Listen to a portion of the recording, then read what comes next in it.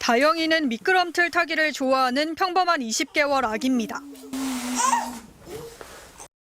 하지만 정식 이름도 주민등록번호도 없습니다. 미혼부인 아빠 혼자서는 출생신고를 할 수 없어서입니다. 최근 임시로 사회보장 전산관리번호를 받기 전까지는 건강보험 혜택도 없고 어린이집도 갈 수 없었습니다. 기본 감기로 진료만 해도 한 2, 3만 원 나고 약값까지 합하면 4, 5만 원 정도. 네. 통장도 안 만들어지고요. 그리고 보험도 안 되고. 현행법상 혼인 외 관계에서 태어난 아이는 엄마만 출생신고를 할 수 있습니다. 생모가 종적을 감추거나 출생신고에 필요한 개인정보를 주지 않아 신고할 수 없을 경우 미혼부는 소송을 거쳐야 홀로 신고가 가능합니다. 다영이 엄마는 5개월 된 다영이만 남겨두고 사라졌고 아빠는 그 후 직장도 그만둔 채 다영이를 혼자 돌보고 있습니다. 다영이 아빠는 출생 확인 소송을 제기하고 친자가 맞다는 유전자 검사 결과도 제출했지만 재판부는 생모 정보를 모른다는 주장을 납득할 수 없다며 기각했습니다.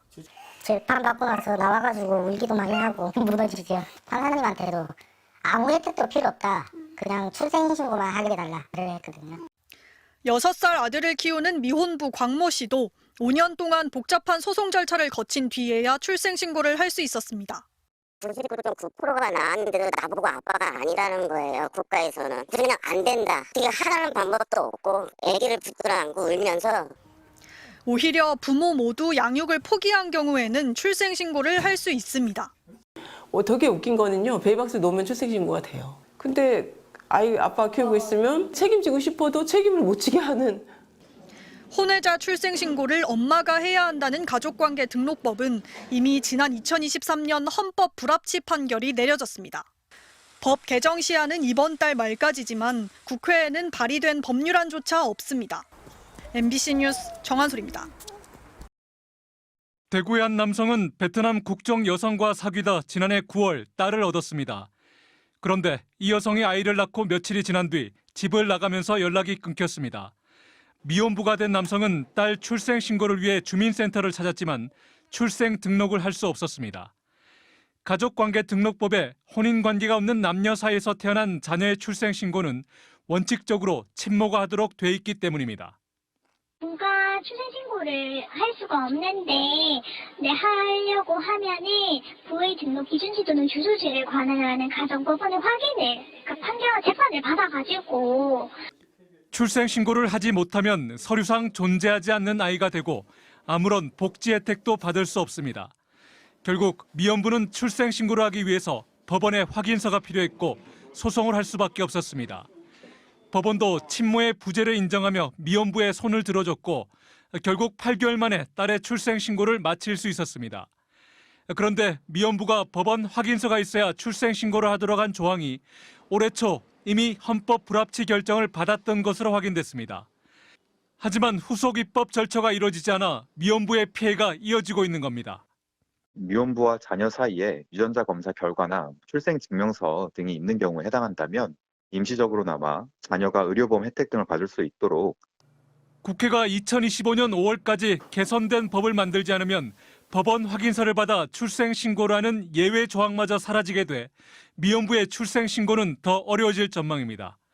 MBC 뉴스 박재영입니다. 강원도 영월에 사는 9살 준우는 이름도 국적도 주민번호도 없이 살다 작년 초가 돼서야 출생신고를 마쳤습니다. 유령이나 다름없는 미등록 아동으로 8년을 보낸 겁니다. 예방접종은 물론 아파도 병원 접수는커녕 건강보험도 안 됐습니다. 남들 다 가는 어린이집도 못 다녔습니다. 단둘이 함께 사는 아빠가 이른바 미혼부여서 당한 서름이었습니다. 현행법상 혼인 외 관계로 태어난 자녀는 어머니만 출생신고를 할 수 있도록 하고 있기 때문입니다. 어차피 없는 사람인데 살아도 없는 애고 죽어도 없는 애인데 우리 애를 누가 죽였다. 이게 살인이 되는 건지 물어보고 싶었거든. 사실 준우 아빠도 더 일찍 출생신고를 할 수 있었습니다.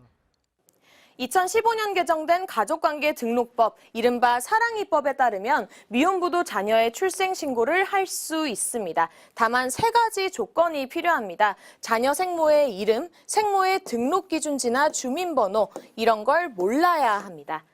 이 모른다는 사실을 입증하기 위해 따로 재판까지 받아야 합니다. 게다가 하나만 몰라도 되는 건지 아니면 세 개 다 몰라야 하는 건지 재판부마다 판단이 다릅니다. 이 재판에서 지면 이렇게 이름조차 생소한 재판들을 모두 이겨야만 아빠로 인정될 수 있습니다. 이 과정을 다 거치는데 길게는 4년에서 5년이 걸립니다. 법원에서 이런 자료를 요구한다, 이런 거 써서 보내달라. 그냥 뭐 필요한 건 제가 다 만들어주고, 태어나 처음 들어보는 보증서 직접 만들어서 보내주기도 하고 4년 넘게 한 거죠. 따질 거를 다 따지고 확인할 걸 확인하고 그러고 나서 아이한테 국적과 기본권을 주겠다라는 이 순서였어요. 일단 아이한테 국적과 기본권을 확보를 먼저 해주고 그 다음에 지난 3월 헌법재판소는 혼외자 출생 신고를 어머니만 가능하도록 한 기존 법조항의 헌법 불합치 결정을 내렸습니다. 이 아이들을 지킬 그럴 그 책임을 다하고 싶다라고 말씀하시는 분들이에요. 미혼 부들에게 그 출생 신고할 권리를 부여하는 것은 너무나 당연한 그 국가의 결정. 하지만 법 개정 시한은 내후년 5월, 아직 2년이나 남았습니다. 그 전에라도 미혼부와 함께 지내는 아이들이 남들처럼 병원이나 학교에 갈 수 있도록 적극적 조치가 시급해 보입니다. MBC 뉴스 구나연입니다.